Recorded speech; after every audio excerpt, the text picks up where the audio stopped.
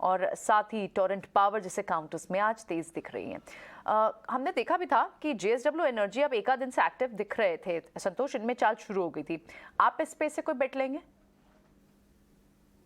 Yes, power stocks में अच्छा momentum देखने को मिला है। तो पावर में एनटीपीसी और पावर ग्रिड के चार्ट स्ट्रक्चर अच्छे नजर आ रहे हैं। इसके अलावा टाटा पावर का चार्ट भी अच्छा है।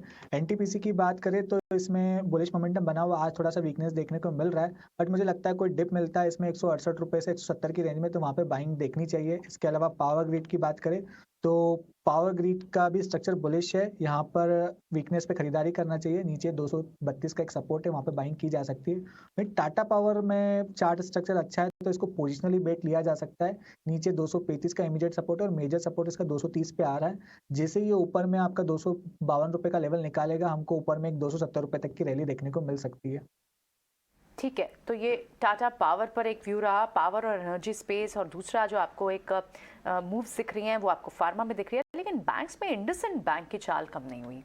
लगभग 2.5% 3% तक की तेजी आपको इंडसइंड बैंक में अब भी दिख रही है।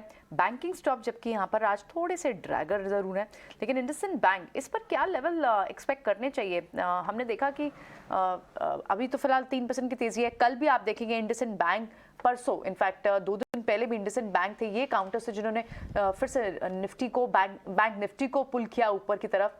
इंडसइंड बैंक पर क्या इन लेवल पे एंट्री पॉइंट ढूंढने चाहिए या फिर संतोष अभी रुके थोड़ा?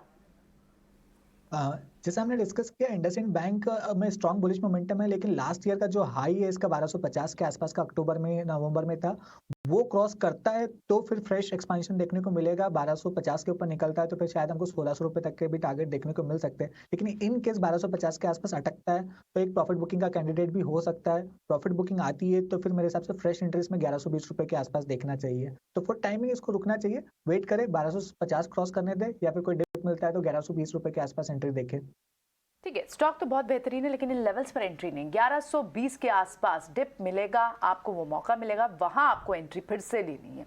चले, इस बीच 17,700 निफ्टी ने तोड़ दिया। ऑलमोस्ट हम डेज लो पे कामकाज कर रहे हैं और 218 अंकों का नुकसान है।